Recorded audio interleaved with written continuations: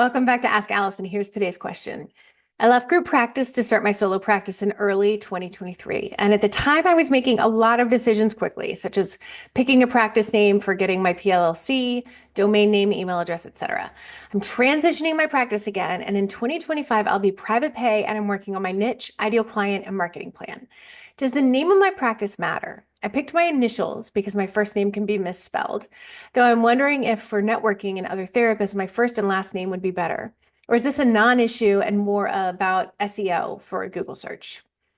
So I'm excited to answer this one. But first, we're going to thank Therapy Notes for sponsoring Ask Allison. They are the #1 rated electronic health record system available today with live telephone support 7 days a week. It's clear why Therapy Notes is rated 4.9 out of 5 stars on Trustpilot and has a 5-star rating on Google. Therapy Notes makes billing, scheduling, note-taking, and telehealth incredibly easy, and they also offer e-prescribe.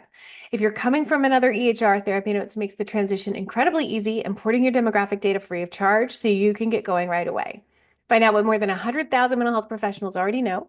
Use promo code ABUNDANT at therapynotes.com and you can get 2 free months. All right, so first of all, really great question, and kudos for thinking ahead as you transition to private pay.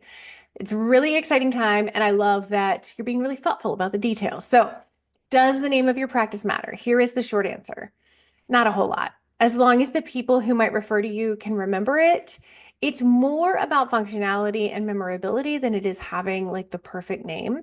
So let's break it down. You mentioned your first name has an uncommon spelling, which I totally get.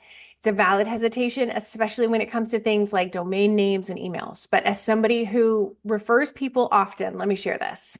I find it a lot easier to remember somebody's name than a practice name. Your name is uniquely you, whereas a practice name, unless it's really clever or distinct, can sometimes just blend into the sea of therapist-y names that are out there. Um, we all know those ones, right? Like, I'm not going to call them out. No one needs to feel bad about their choice, but they often involve, like the same exact words in different orders. They're not inherently bad, far from it, but they're like common enough that they might not stick in someone's mind, or I might accidentally refer to one person when I meant to refer to the other because the names are similar enough.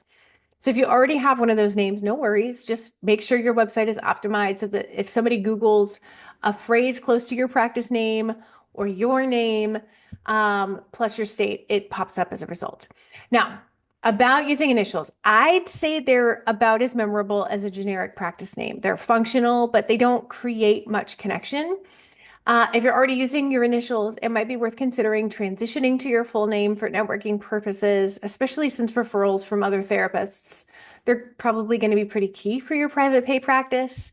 If spelling is an issue, you can secure multiple domain names with variations on your first name and have them all like point to the same exact website. So for instance, my name is spelled with 2 L's and an I, but I could do Allison with 1 L and an I. I could do Allison with 2 L's and a Y and buy these domain names and have all of them pointing to the same site. Um, if you do decide to go with a new name, you don't have to like start your business entity over completely. You can file a DBA, which is doing business as, which allows you to operate under a different name without creating that whole other business entity. It's a pretty straightforward process and it can make the transition seamless. You also asked if this is more of an SEO thing for Google searches. It can be, depending on how clients are finding you. If your practice is heavily reliant on organic search, people Googling for therapists in your area, then yes, your practice name should or could play a role in SEO. But as you build a community and a network of referrers, having your name as a part of your branding often makes it easier for people to connect the dots. So when someone says, you should check out your name, they're amazing for this niche. It feels a lot more personal and memorable than a practice name, right? So to wrap up, I think transitioning to your first name and last name could be a smart move, especially for networking and building a strong personal brand. It's all about making it as easy as possible for people to remember and refer to you.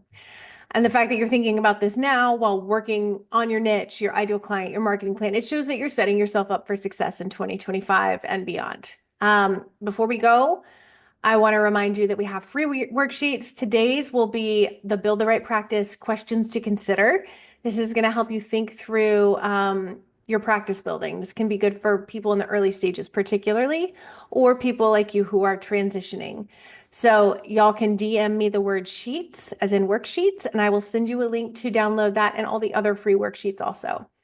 I hope that this helps. If you have a question for Ask Allison, hit the link in the bio or shoot me a DM. I would love to help you, and I'll see you next time.